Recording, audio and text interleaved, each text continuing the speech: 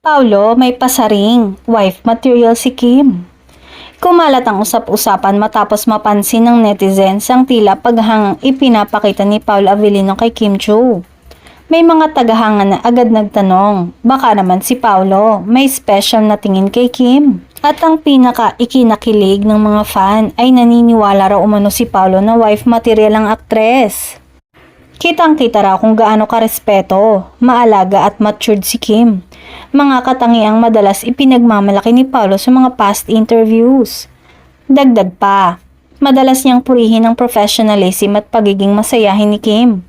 Isang bagay na perfect daw sa isang long-term partner ayon sa netizen. Pero sa kabila ng kilig at speculations, walang direktang kumpirmasyon mula kay Paulo.